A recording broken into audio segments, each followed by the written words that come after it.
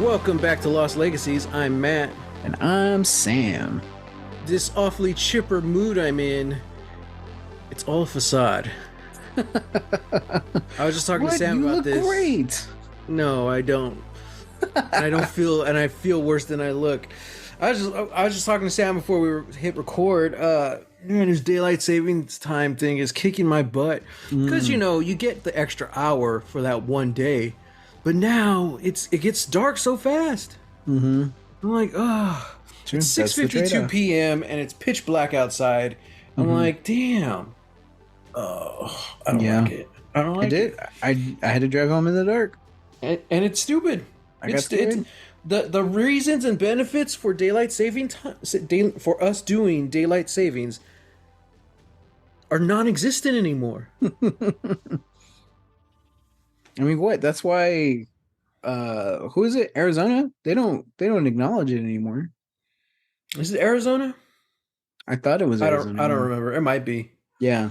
I think it's not going to change until like big time corporations stop acknowledging it.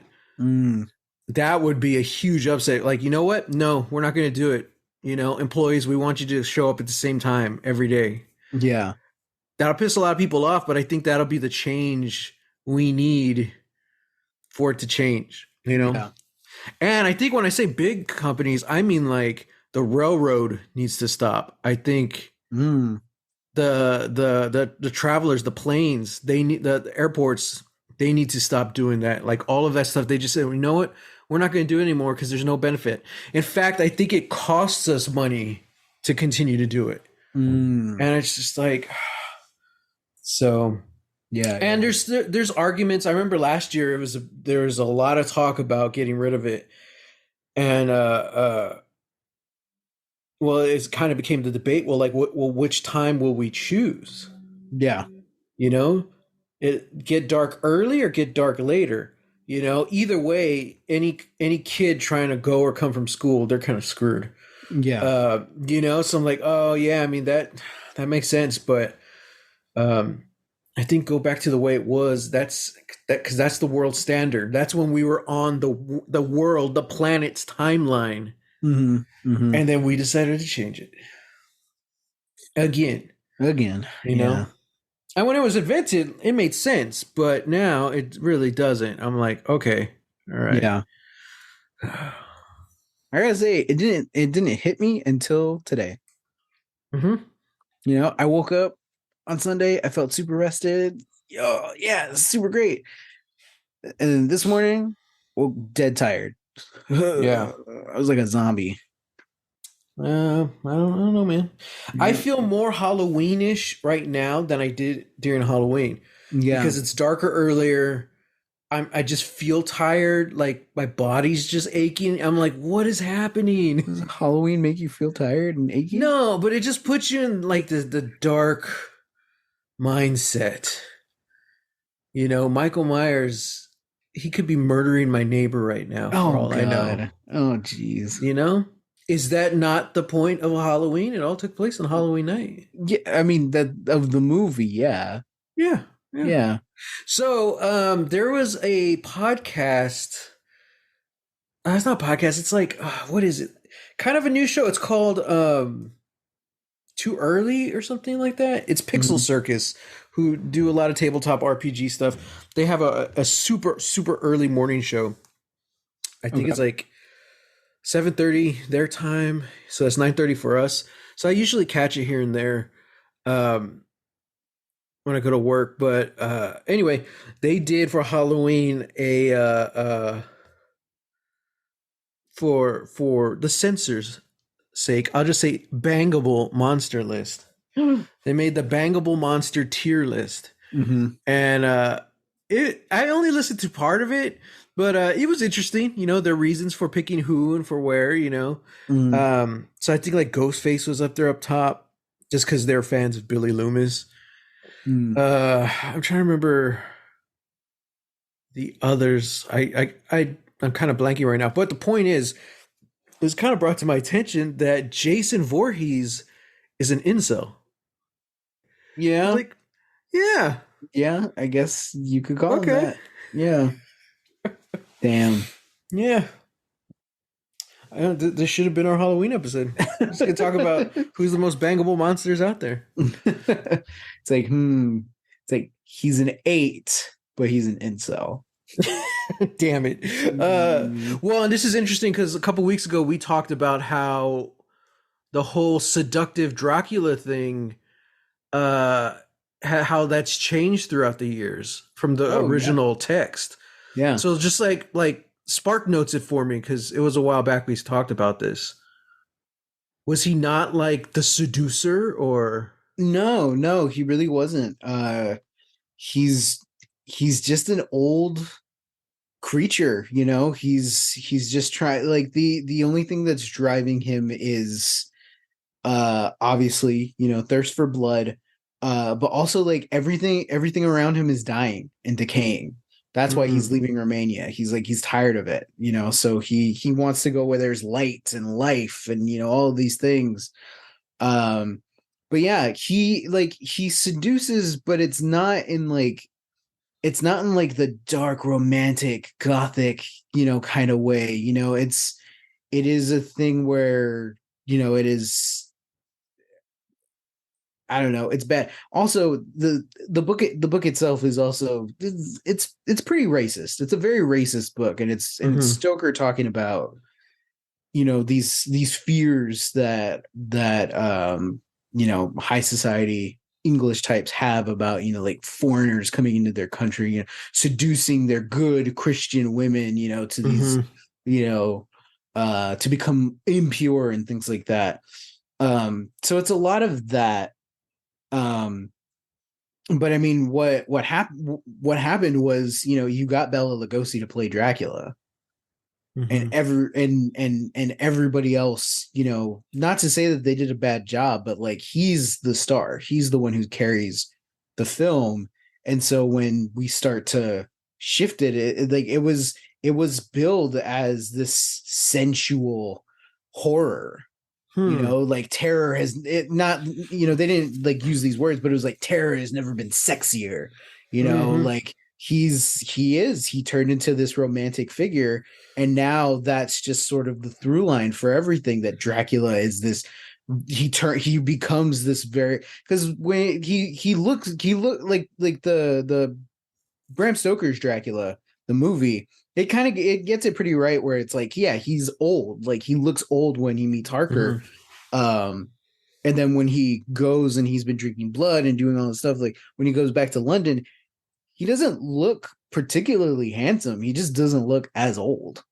mm, You know, he looks like an older gentleman, but he doesn't look, you know, like Gary Oldman or Gerard Butler. mm-hmm. Wow.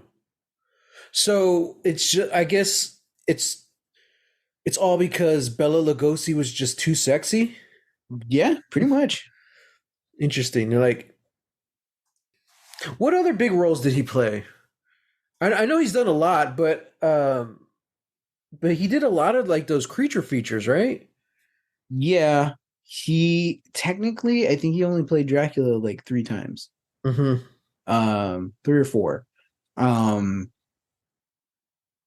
yeah, I don't know. I mean, he did the Black Cat opposite Karloff, and then they do kind of like go back and forth. Like, they're also co-stars in The Raven, which is not, it's billed as an adaptation of Edgar Allan Poe, but it has nothing to do with it, because Mm-hmm. Karloff plays like a mobster who's trying to like change his face so that Mm, he can't be recognized, and Bela Lugosi's the doctor who does it. But he's like enemies with Karloff, so he like messes up his face. And so mm. he's like, now you're ugly on the inside too, you know, all this stuff. And yeah, it's crazy. Nothing to do with the poem, but it's great fun. Interesting. So I'm just asking because if Bela Lugosi was just naturally sexy and that's what changed Dracula, what other monsters of the dark can we make into sex icons? Okay. Hey, you know, people are weird. It's a weird time now. There's everybody's into something. There's something Yeah, for everyone, you know? yeah. I Because mean, I a guess while back I would have said like Pennywise, but that kind of already is a thing. So people are into clowns. uh-huh. The Uh, Thing. Let's try to the vamp up Thing, The right? Thing. Yeah. Hmm. It can be anything. It has as many holes as you want. It could be you, and you don't even know it yet. That's true. That's true. If you're into that. I don't know. For the first time in my life, I don't feel alone. Wow. Frankenstein or Frankenstein's monster. He's Hmm. just a big lovable oath. Well, we know from Penny Dreadful, like that's the way to do the Frankenstein's monster. Yeah. You know, this intelligent being who this tragic story. Oh man, Hmm. melts the heart. Hmm. Um, yeah, I don't know, man. You know, if you can think of it, someone on this planet is into it. At least Yep. one person. Yep. You know, you could say the Blob. I was just about to say that. Yeah, the Yeah, Blob. I bet he gives excellent massages. You know, wow. There to die for. Ooh. um, Creature of the Black Lagoon. Yeah, Obviously, yeah. obviously. Del Toro made a whole movie about it. Yeah, Yeah. that's true. Um, wow. I don't know how we started talking about this. Oh, this is all to say, the dark sucks. It's just The like dark energies. sucks. That's The dark sucks. It's an energy sapper. At least right now. Maybe my body needs to adjust. Uh, You'll be well, you know fine. what, You need to get out. You need to get some other hobbies, you know. dude? I know. Well, it sucks because you leave early in the morning to go to work. You're at work Hmm. all day, and then by the time I get home, it's It's nighttime. black as night. I was like, what the god? Got to take a day off. Jeez. Go out on the weekends. Oh, gross. Go outside and eat your lunch. Oh, that's true, and it has been feeling good. There's a new little food truck super close to the house that Ooh. me and Dad went to, and we didn't eat there, but just we waited like 10, 15 minutes sitting outside to get our burgers. Felt so good, and of course they Nice. had their big industrial level fan outside. But this was what was this, Saturday or Sunday? I don't remember. Hmm. But yeah, it just felt great. The weather feels good, so. Hmm. Yeah, I was, as the internet suggests, touching grass. Hey, it's good for you. It's good for Hmm. body and soul. Yep. Touch grass so you don't be an ass. But you know what Dark doesn't suck, Sam? What? The TV show Dark. That's right. It doesn't suck. You're Uh-huh. absolutely right. Let's see. What are we talking about this week? We're talking about Dark Season 1, Episode 9, Everything is Now. Oh, God, I didn't. Do you know how to do a write up? No, I didn't. I completely forgot. Matthew It's the darkness, man. threw you up. Let me see what the internet says about it. It was the darkness. I believe in a thing called love. Oh yeah, what happened to those guys? And that's all we can play. That was the brightest darkness you'll ever see, Man, those are like musical notes I would never even dream of reaching. Mm-hmm. All right, everything is now. Ulrich runs afoul of the law. Helgi tries to dodge Egon.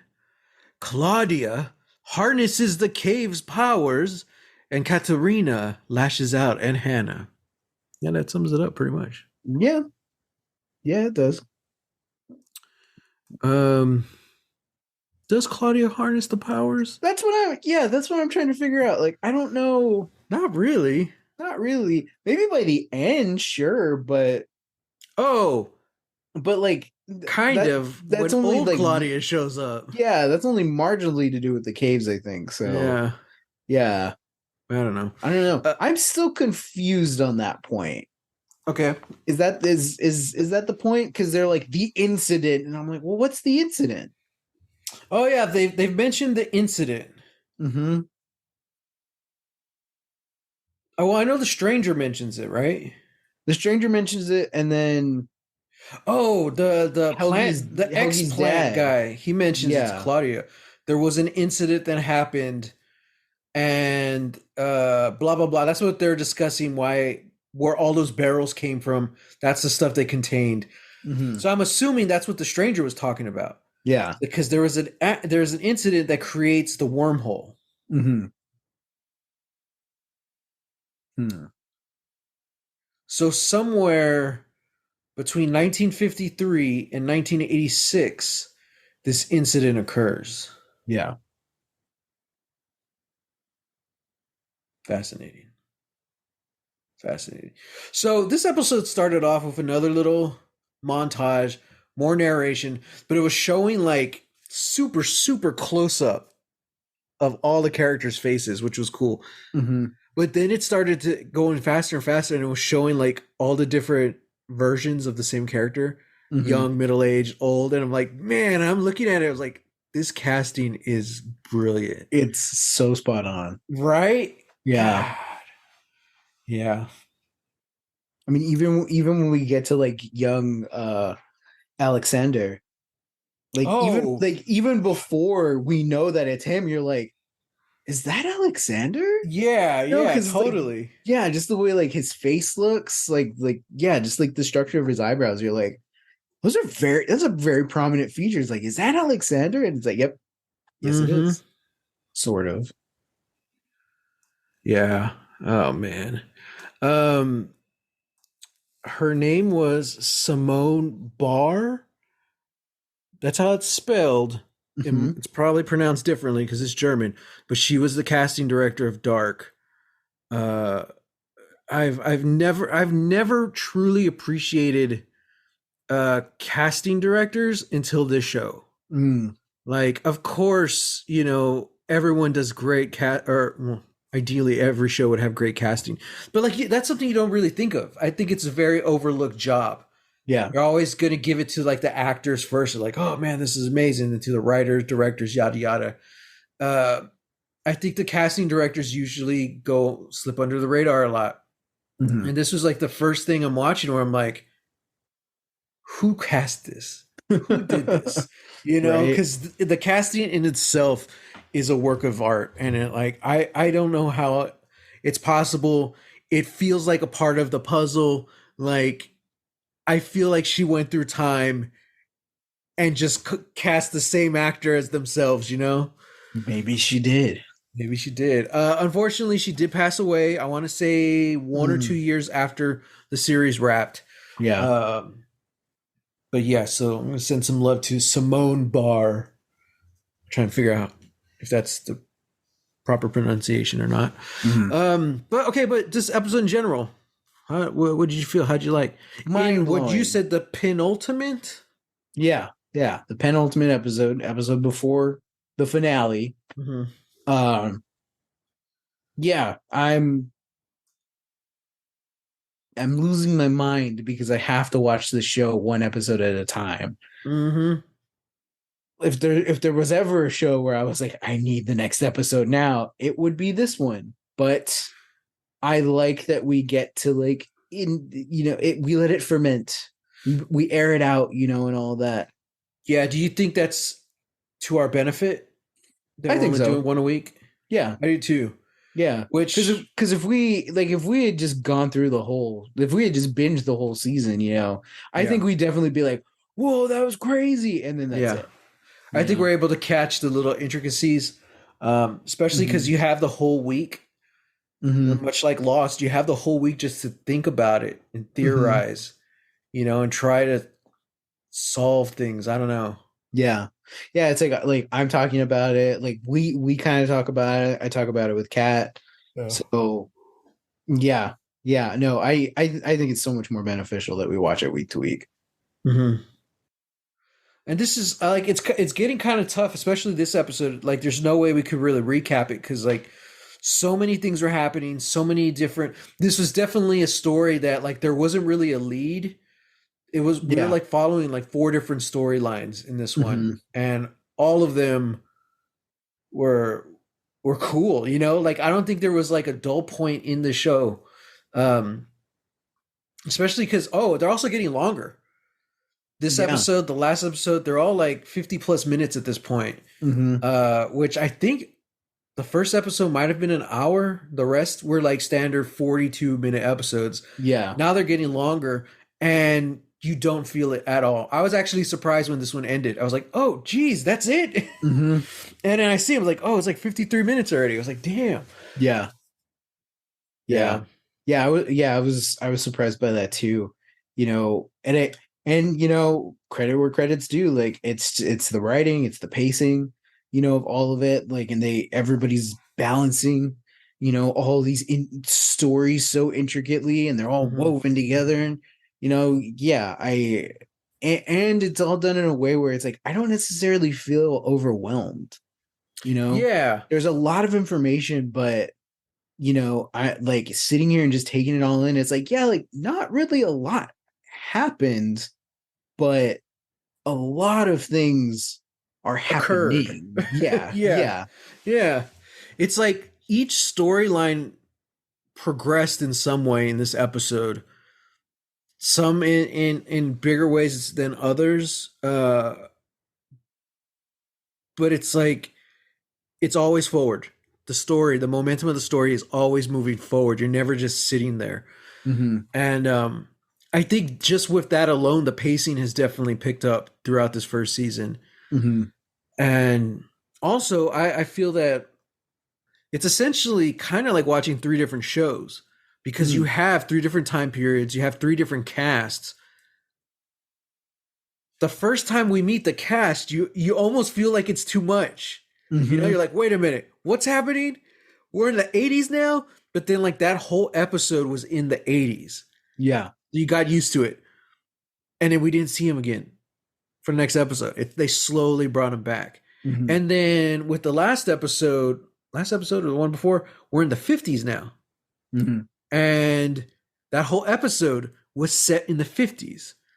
So, well, I think like for the most part, like we got shots and glimpses outside, but like the story and acting and the dialogue, that was all in the 50s.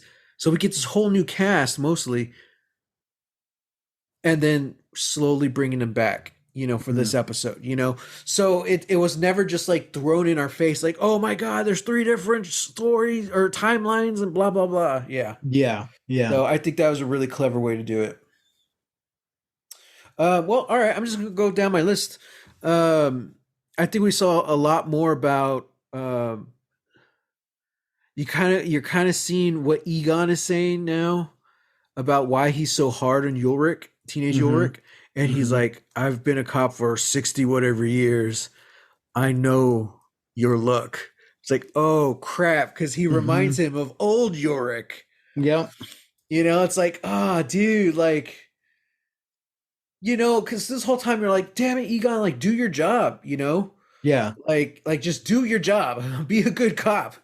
Uh, but at the same time, like seeing what Ulrich has done in the past, you're like, ooh, I can see Egon's perspective. Like this kid reminds him of, all intents and purposes, this monster.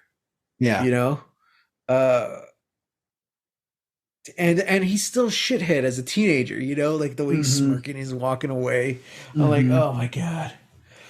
I mean, like it's Ulrich's not doing himself any favors. Like as a teenager or as a grown up, he's just walking down the freaking road in the middle of the day. Like, dude, I know you killed a kid. Yeah. You bashed his head in with a rock. Like, come on. You should have been hiding. I guess maybe he was in shock. I don't know. I mean, yeah, probably. That's what it kind of seemed like. He was so close to getting away too. Mm-hmm. But we saw him. We saw Helgi wake up, right? Or he had breath, right? And that was it. I was like, yeah, oh, his eyes shot open. Yeah. So, yeah, we know he's alive, and we know he's alive because we see both adult and old man Helgi. Oh, old man Helgi is following adult Helgi. Yeah. Mm-hmm. Mm-hmm. I wonder why. It's interesting. Is he gonna try and like talk to himself and like try and Right? can convince himself to not follow Noah anymore? Yeah. So, okay, my question for you, when Yorick goes after Helgi last episode, did you think like he could have done it? Like, do you think Yorick clearly thinks he killed the kid, Mm-hmm. but do you, Sam, think, or did you at any point watching it feel like, did it work? No, No, right? Like, it's just no, kind of, it doesn't really set it up that way. yeah, As an audience, you're like, there's no way this is gonna work. yeah, yeah. Because I feel like I mean it's kind of the thing of like the stranger telling Noah that like these events have to happen, right? So it's like we can't Oh, telling necessarily Jonas. yeah, sorry, Yeah. yeah. The stranger telling Jonas like we like these things have to happen. There's an order of events that have to be. And like yeah, I get that. Yorick doesn't have that being like told to him. So I can definitely like see where it would be like, oh man, he's gonna change everything. But there Yeah. was just something in me that I'm like, I don't think this is gonna work, Mm-hmm. which is why I wasn't surprised when he's, surprised that it doesn't work. I'm like, yeah, dude, because it's not that kind of story. It's not that Yeah. kind of time travel story, Yeah. you You know? don't, you, from what it seems like, you can't change the past. Yeah. It's only, you doomed it to happen, essentially, Mm-hmm. like doomed it to happen, deemed it to, I don't know. You made it happen. Mm-hmm. By trying to prevent it from happening, you made it happen. Mm-hmm. I think in Helgi's case, like doomed it to happen for sure. Yeah, and yeah, because we see him have like Helgi stands up to Noah in this episode, and he's Mm-hmm. like, "Why does God want this?" and blah blah blah and all this stuff. And so you could see like Helgi's clearly a broken man, and he has been broken ever since he was a child.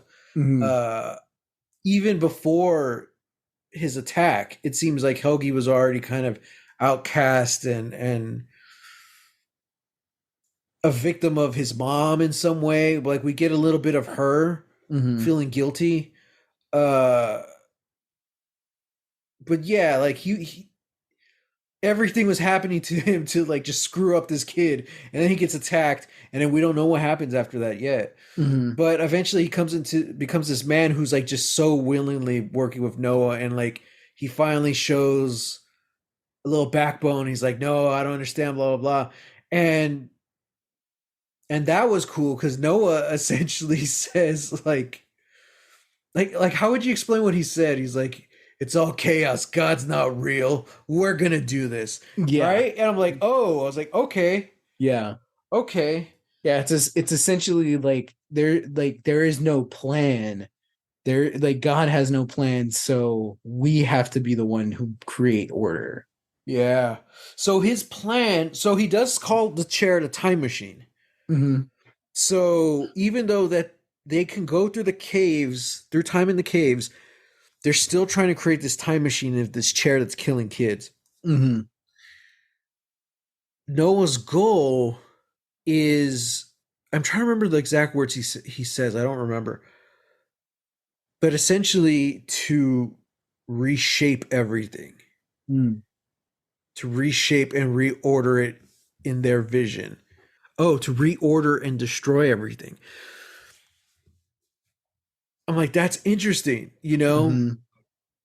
just kind of this fact, like it's not to prevent something from happening.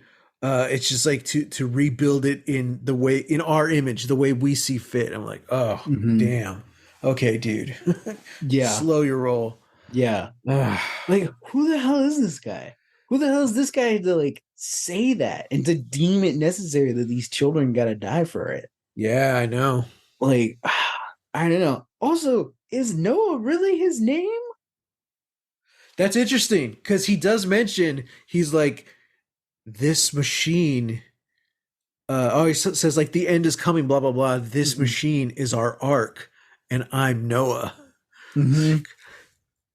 that like a Like, nickname? Is that a code name you took from the right? Bible? Like, Yeah. I mean, huh. like it feels a little cheeky, like, like, oh, and I'm Noah, But Yeah. like it just gave me a like a weird feeling of like, is that not actually his name? Is that just like Right. a name that he's now calling himself? Or I don't know. Yeah. Maybe that's too complicated. Maybe that's too much. But I mean, it yeah, could be. yeah. Also, like, just every scene with this guy, every scene is just so terrifying. I'm Mm-hmm. like, I'm ready for him to just like break someone's neck or choke somebody, but like Yeah. it just doesn't happen. Like Helgi has the screwdriver and he's gonna stab him with it, and he just grabs it and starts pulling it closer. And Yeah. it goes up like to his stomach. Yeah. Noah pushes it into his stomach, but it like not enough to break skin, but just kind of like, if that's what you want. Yeah. It's such a oh, I That's needless so to say, creepy. I'm writing down ideas for D&D villains, and just the yeah. Yeah. And he had a scene with Bartosh in the Mm-hmm. car, and essentially Bartosh says like everything you said was going to happen happened. And of Mm-hmm. course, we see Claudia, old Claudia, shows up Mm-hmm. to Bartosh's house, and she's like, "Oh, I'm your grandmother," and basically just says like she she left. Like no one knows what happened to her, to Claudia, and and Regina, the mom, hadn't seen her in forever. So that's all Bartosh really says. Mm-hmm. And Claudia leaves him a picture of young Claudia and young Regina. Mm-hmm. And I'm like, wow, okay. Well, no, Claudius, Bartosz. I'm sorry, Bartosz says that his mother said that you were that she was Oh dead. yeah, you're dead. And she's like, well, to your mother, I probably was. Yeah, Yeah. So, but I mean, basically, all he's saying is like she's been gone this whole time. yeah, That's what we learned from this. Like we already knew. We didn't know anything about modern day Claudia. We just yeah. know that she's not there. Mm-hmm. And this one kind of cements it. Like, oh, she's been gone for a long time. It sounds like Mm-hmm. it's not like, oh wow, we haven't seen you in a few years. No, like who knows how long it's been. Yeah. She's never seen her grandkid. He's never seen her. So yeah, I don't know. But yeah, so apparently, and then the next scene we see Bartosh talking to Noah. He's like, everything he said was going to happen happened. I was like, oh Mm-hmm. damn it. Mm-hmm. Yeah, Stupid rich kids. yeah. Uh, we found out Hannah blamed Regina for uh reporting Ulrich and Katerina to the cops. Mm-hmm. Fucking Hannah. Fucking hell. Then later, Katerina busts into the house and reveals that she knows everything about her and Yorick. And Hannah plays the victim card. Mm-hmm. Fucking Hannah. She's Mm-hmm. like, I never wanted this, but he says that Yorick says he was in love with me and he was gonna leave you and all this stuff. Also, we're so going out of order. There's a gun on the table in the box that we, the audience, know is there, which Mm-hmm. just kind of added this whole new layer of tension to that scene. I'm like, oh, so uncomfortable right now. Oh, I know. Katerina is like crying at the table, and Hannah goes up to her and like holds her shoulders and her head. I'm like, you diabolical fiend from Mm-hmm. hell. Mm-hmm. I'm just to to what end? To what end? Why, Hannah? Why? I don't know. Why? And then she has the gall to go and blackmail Alexander. Yeah. So we find out he was like a bank robber or something. He's some He kind of criminal as a teenager. some kind of criminal, and he hid his original passport that has Yeah. his real name, Boris, Mm-hmm. and took the passport of another kid named Yeah. Alexander, and is now going by Alexander. He saves Regina, from teenage Katerina and Yorick. Uh-huh. He pulls a gun on them out And the he pulls a cloud. gun on them. Yeah, and then like seems fine the next time we see him because he's at the power plant asking Claudia for a job, which he eventually gets, and he which welds that door shut. he welds the door shut. Yeah. Also, real quick, were you picking up on any like sexual tension between Claudia and Alexander? Oh, really? I kind of like I was kind of picking up on it a little bit. Just like the I way don't like know. Claudia was like talking to him and just like sizing up it just in like the first conversation and she's just like, nope, we don't have any work. Like, but when like if we Huh. eventually do, where can I find you? And he's just like, I'll just come back tomorrow. She Interesting. kind of like makes a face. I I'm like, I don't see, like, I don't know. yeah. The show is There's weird when it comes to its like sexual relationships. So I'm like, yeah. could be. There's so much infidelity in this show. Who knows? Who knows? I don't know. I did kind of think if she was sizing him up though, I think she's like, you're a friend of my daughter's Yeah. or my daughter. Mm-hmm. You're a friend of Regina, especially because we've seen her before, like criticizing Regina's hair and style and all that. You need to try more, blah blah blah, Mm-hmm. stuff like that. And we've seen that she's very much an outcast. So I think she was really put off. She's like, you're a friend of my daughter. You look like a bank robber. Did you Yeah. rob a bank? Um, No, who told you? yeah, who told you that? No, seriously. Where do they live? But Alexander and Regina had a nice little meet cute. I like that. He Yeah. shows up with the gun and scares off the bullies, and she's like, "Thank you, you didn't have to do that." And then, so romantically, not on purpose, he almost passes out right there in front of her. And Mm-hmm. she's like, "Oh, you're bleeding." She's like, "I could take you to a doctor," and he's like, "No." She's like, "Well, we have bandages at home. My mother's not home." Okay. And that's what started it. And now, 3 decades later, they're married and they have kids. Mm-hmm. And he's running the plant. Yeah. Crazy. Crazy, man. Crazy. That's the American dream. He just had to go to Germany to get it. Hey. Start from nothing and work your way up to something possible in Winden. Germany. Yeah. Winden, America's dream. Oh, God. Interesting. Uh, yeah. Okay. So much happens. Let's see.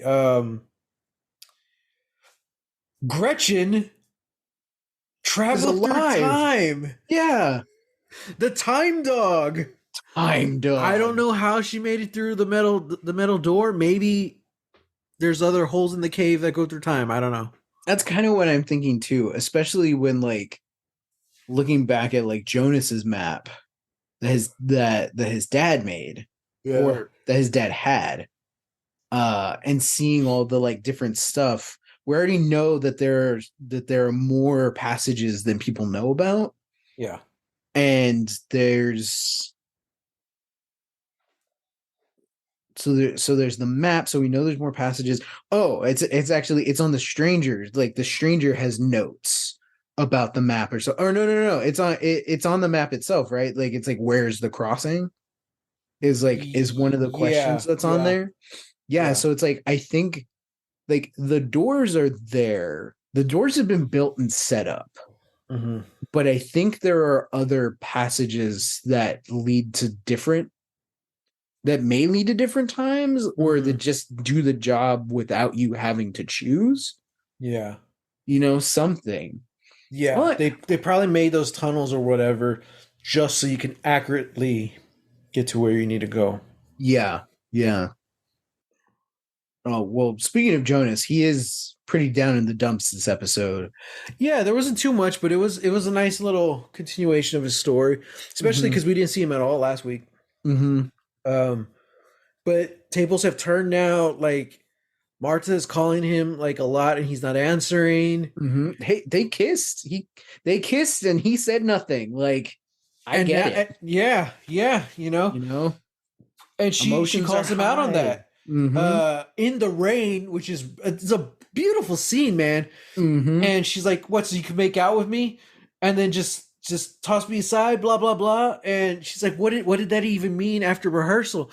And all he's saying is like, we're not gonna work. Like we can't. We're wrong. That's what he keeps This saying. is He's like, wrong. this Yeah. is wrong, and he doesn't explain it. And dude, okay, Lewis Hoffman, who plays Mhm. Jonas, the way he uses the pauses are so good because it's almost like too long, almost a second too long. I'm like, okay, there's taking a dramatic pause, but then there's like, oh God. Like it goes back to like that uncomfortable feeling about it, you know?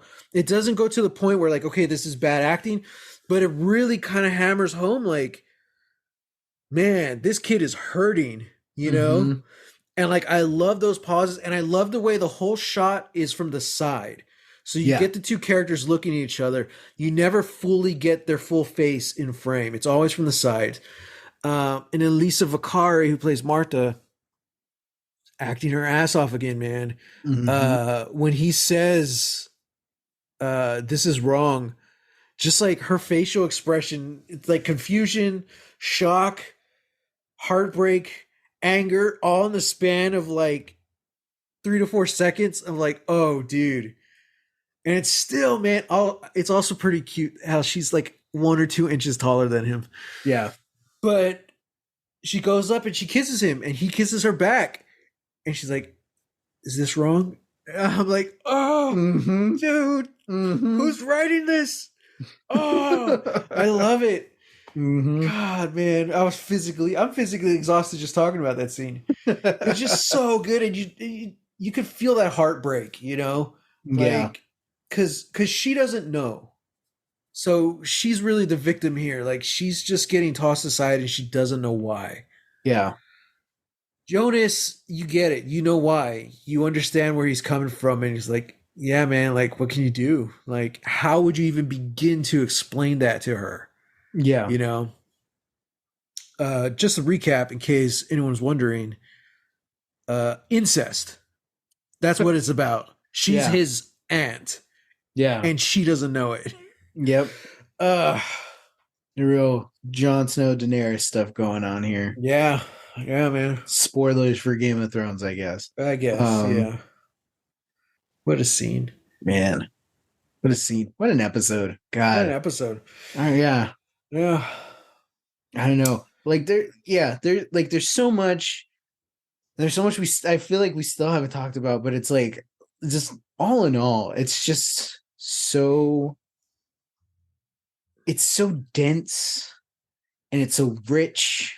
Dude, if this was a book, it would be it would be Game of Thrones. It'd be like 1,000 pages. Mm-hmm. As book Like, one. yeah, like there's so much happening, Yeah. but it's confusing, but it's like supposed to be. You Yeah. know, you feel lost, but like in a good way. Mm-hmm. You know, you actually feel like, okay, you're figuring things out. They're feeding you enough for to keep up with the plot. Yeah. Yeah. Um, I don't know how to do it. It's just brilliant television. Yeah. um, the whole episode is kind of framed with the time machine working. So like Mm-hmm. we essentially get this in 3 acts. We see the 50s stuff first, and Mm-hmm. we see the time machine just doing its thing, just working, Mm-hmm. and it goes 1953, 53, I think. Yes. Okay, and then we see the time machine again doing its thing, and it just looks so cool. All the pieces are moving and stuff. I think that was CGI. I don't know. Some of it is. Some of it looked practical. Other parts look CG. So I appreciate that you could tell part of it is practical. Mm-hmm. But then, okay, so then it jumps to 1956. No, 86. 1986. And then again, third act is doing its thing. It starts glowing and it jumps to 2019. And I'm like, that's cool. That was a cool way to frame the episode. Yeah. But then the episode ends with Tannhaus figuring out, it looks like he's trying to power the cell phone. He's like rigging this thing with batteries to get it to work. And who walks through the door, Sam?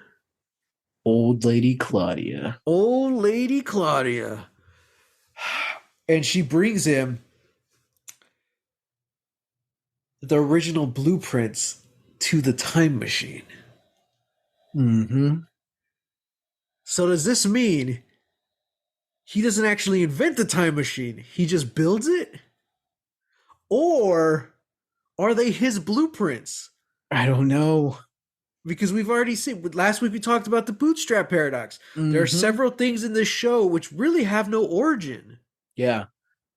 So are they just blueprints that exist that he uses to build a time machine, which then Claudia takes to deliver back to him before he even started? Maybe. Dude, anyone who says this show is not good has no idea what they're talking about. And I'm saying that specifically because we had a friend say that. Mm-hmm. But it's Mm-hmm. because he didn't watch the whole thing. That's why. He just went in and out. That's what I'm saying. That's what I'm saying. I know he watched all of it, but did he really sit down and Wait, the whole watch all of show? it? Yeah. Really? Is that what he said? Yeah, that's what he said. Hmm. I Yeah. find that Because hard to believe. he said his friend worked on it, and he watched it all the weekend it came out, because his words, that's what counts. That's what counts. I'm like, Yeah. dude, okay, all right. But he did. He also said that he watched all of Lost, and he enjoyed it. It was all right. Mm-hmm. But now, And as then, we're getting further into Lost, he's saying like, I don't think I ever made it this far. mm-hmm. So like, I don't know. Dude. I'm telling you, dude, he's done that, and he's done that before. He's done that before too, and I'm like, you know what? I just don't believe you. That's And why I here's the called him thing. out so hard. Here's the thing. Our listeners have no idea who we're talking about, so Good. they feel very out of the loop. But this is not a show you mess around with. Like, you don't go in and out of this. Like, there's so many little things in the show, even just this episode. If you just blank out on one scene, you're gonna be lost. Because it's kind of the whole thing. You're supposed to be lost. You're supposed to be confused. It is a mystery.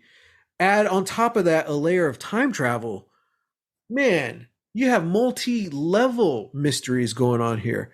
You miss one little thing, the whole Eureka's castle comes falling down. I don't know. You remember that show? Eureka's Castle? Eureka's Castle? You remember that? It was old. It was on Sounds PBS. familiar, yeah. On PBS, it was like an educational program. I think that's where MathNet showed up. Remember MathNet? Oh, yeah. They're like detectives who only solve number problems. Yeah, yeah. And I don't remember or not, but I do remember like the opening credits of like a department store, and like the mannequins were kind of just like moving around like on the escalator and stuff. I don't know if that was Eureka's Castle or not. It might have been. But it was like a show that had like different shows within it, like MathNet and stuff like that. Yeah, yeah. No. Interesting. Yeah. Wow. This is like unlocking a core memory. Right? Yeah. Yeah. After this, go to YouTube. Listeners, after this, go to YouTube. Look up Eureka's Castle. I feel like it was on like after Wishbone. Like it's one of those things like we'd only get to watch it if dinner wasn't ready yet, you know? Yeah, yeah. It was one of those things. So like we were kind of halfway in, halfway out. I don't know. Eureka's Castle came to mind when I was talking. So yeah, go check it out. Interesting. Yeah. Okay. Well, yeah, that's it. I was gonna say, Sam, MVPs. Why? It's hard. It's really hard. This is so hard. I don't know. You know what? I'm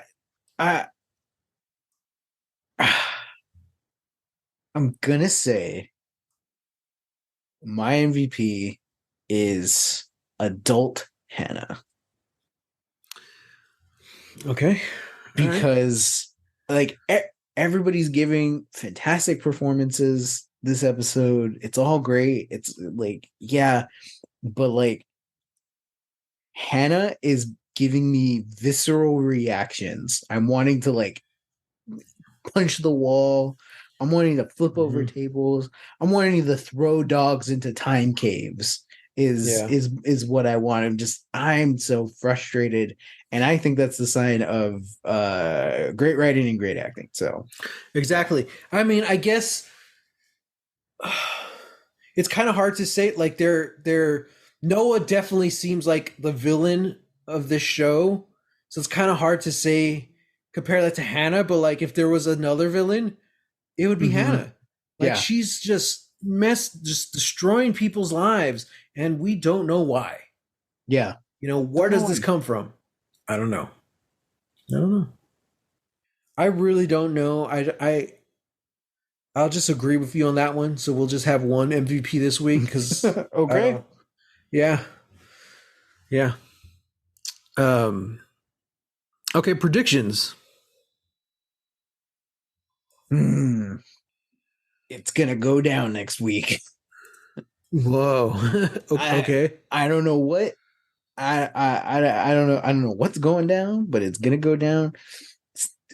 Noah's gonna meet someone's gonna meet Noah, and it's gonna mess everything up. Yeah. You know? Yeah. Okay. Yeah. So this is interesting because it's 10 episode season. I like we said the story has been moving forward every episode. Mm-hmm. Uh, as of this episode, there's nothing really inherent in the story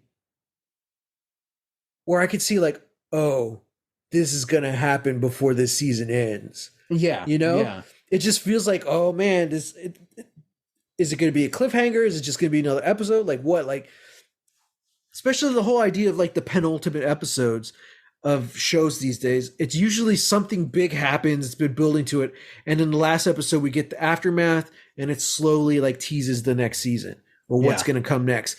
So far, like we don't like this wasn't a penultimate episode. Like it was just another episode. It's just all the stories continuing, and they're continuing at once, and we're starting to see more crossover. So it's going to be really interesting to see how they decide to end this season. Mm-hmm. Also, I've seen this before. I remember parts of it. I don't remember other parts of it because, like you said, it's so damn dense. Mm-hmm. So, we have to wait and see. But we'll find out next week. All of our questions will be answered next week. Absolutely, because we'll be talking about season 1, episode 10, Alpha and Omega. Peter gets a shock.